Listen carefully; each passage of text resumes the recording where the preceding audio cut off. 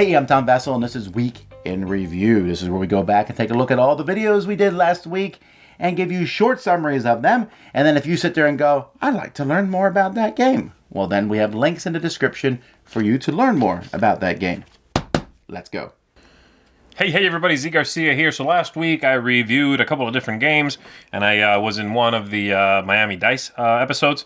So I reviewed a game called Fat Fish, which is a small card game co-designed by Wolfgang Kramer, and it feels a little bit like the very famous Six Nimmt from Wolfgang Kramer, in which you are playing cards, and once a line on the table hits 5 cards, and you are going to collect some of that stuff. Some cards will be good, some cards will be bad, depending on what's out there.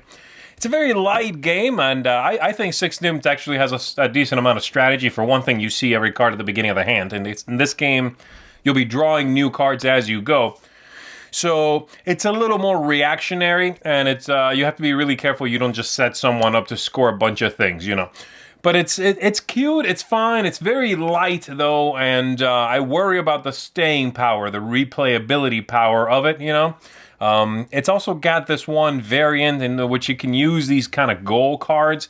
I found that to actually not add strategy to the game. To the game's simple, or, you know, sort of more straightforward version. So I actually like that better. But it's a nice filler if you're looking for that sort of thing.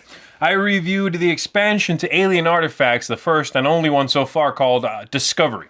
And it's just a small deck of cards in a plastic blister pack. It's 40 or 50 cards, something like that. And it adds a little bit to each of the original decks in the game.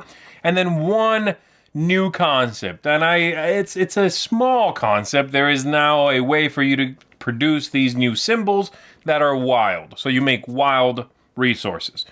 It's small though, so it's kind of hard to judge it too harshly because while it does not add a whole lot to the game, it is just, like I said, 40 or 50 cards in a little pack. You grab that, you shuffle it in, and you give your game a little bit of an injection, a little boost. So I liked it, but it does not further the story, and well, the game has very little story, but it doesn't make it any more thematic particularly. And even though it sounded like it would, because they're like, oh, now you've made new discoveries with these aliens, and you found this new concept that has ties to the aliens in the story. Not really. But it's fine. I enjoy it. I like the game anyway, so if they give me a few more cards, I'm happy with that. Lastly, as I said, I participated in an episode of Miami Dice, and we reviewed The Mind. And I think I liked it the best. It's a game that is getting a lot of buzz, but ignoring that, putting that aside, it's a cute game. It's an experimental sort of experience. You know, it feels different. It feels interesting, and I enjoyed it. I enjoy playing it casually, certainly. I don't think it's the best small card game ever made or anywhere remotely close to that. But I like it. I think it's original. I think it's clever and interesting and has a nice amount of tension for such a little package. So that is The Mind. And that's it for me. I will see you next time. Hey folks, welcome back to another Week in Review. We did a lot of reviews on Miami Dice last week. The first two were more first impressions though.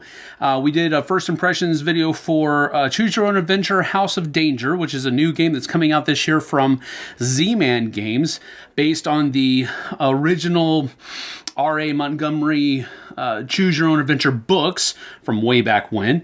Very fun game, had a great time with it, so check out that First Impressions review. Also did another First Impressions for Detective, a modern crime board game. This one's coming out later on this year from Portal Games, and I liked both of these games, the two that we did First Impressions, for really different reasons. The Choose Your Own Adventure one is very simple, very fun, very lighthearted. The detective game was very immersive and very, not really heavy. The game mechanisms are very simple, but the amount of brain power and working together that goes into it is really cool. So those were great first impression videos. Go check those out. Also did a review, all three of us together, Tom, Z, and I, for a game called The Mind. Apparently this is a new card game that is the latest rage that has hit the hobby gaming world, and so we went ahead and took a look at it. I only gave it a 5 out of 10. I think it's neat. great, but I don't think it has very much staying power, at least for my tastes. Also did another Miami Dice for Thanos Rising, Avengers, the Infinity War. So that was a fun game, kind of in the same vein as a King of Tokyo or something like that, where you're rolling a lot of dice, trying to get different kinds of sets of things in order to get more power-ups, and you're trying to defeat Thanos and all of his army people dudes, and it's fun. It's not that heavy. Gave it a 7 out of 10 though, so it is a good game, I think. Just don't expect too much. It's very much a good game for that target audience of the lighter fare. I also did a video for the last video, I think, for a GameMat.eu products that I have. And it was 2 mats, the Space single-sided mat and then a double-sided mat for Fallout Zone and the Imperial Base. So it was a fun video to make, but you can go check that out if you're interested in those 2 products. Also did a Sam versus the Internet again. We did scenario 4 of 8 in the Calcan Gold campaign for Memoir 44. Having a great time. So far, it's 2-2 as far as games won are concerned, so it's very close, but the internet has come out on top on the medal count so far. So continue on next week on that one. And then finally, I did do a live Q&A as well. The overarching subject of the Q&A was, which ones do you like more, board game stores or board game cafes, and why? So that was an interesting discussion. Other good questions came along as well, so we had a good time. That's it for me. See you guys on the flip side. All right, for me, first of all, we have Get the MacGuffin. This is a game from Looney Labs. It's a very, very simple, light game in which you are trying to have the MacGuffin, or some kind of have no cards. It's an elimination game, but it's really fast, really silly, late, frothy type game. Contest of Champions is a Marvel superhero game, which I'm barely giving a 6, honestly, because I like it. It was enjoyable. The problem is there's too much going on. There's too much complexity in the game. It's not a complex game, but for what it is, it's kind of like King of Tokyo. You roll dice and try to eliminate everybody else, but I'm looking at special powers. I'm looking at the special power of the board we're on. I'm looking up, the different combinations of dice. It didn't flow as smoothly as it should have. Happy Bunny is a little game for kids. Doesn't offer a lot of choices, but if you have a 3 or 4-year-old and you want to play a cooperative game where they have to pull out carrots and see what happens, it's a good learning skill style game for that group. Somnicum, this is a game about dreaming. Has kind of a weird look to it, but it has an interesting set collection where you're trying to build a dream that gives you the most points. I like the idea of the collecting cards in it. It works well. The Mind is blowing up. We all did a review of The Mind. I think The Mind is a fun activity, and I'll gladly play it once in a while.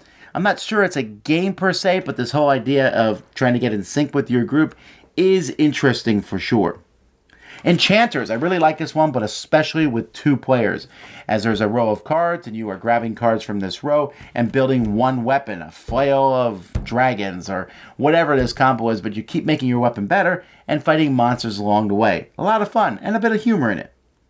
Hockey Stack, this is another kids game where you're making stacks of sushi or blocks that look like sushi, and each player uses one finger to put them in, or you do it blindfolded. Silly fun, really good components.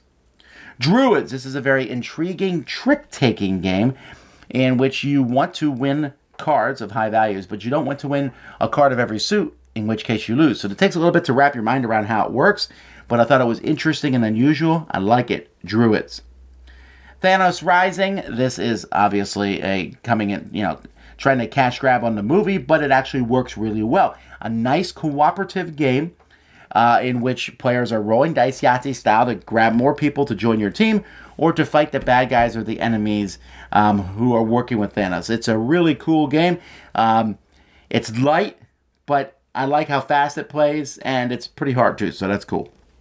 And then finally, Sam and we did a first impressions of Choose Your Own Adventure. Danger has this based on an actual Choose Your Own Adventure game. It's really fun. We played through the whole thing.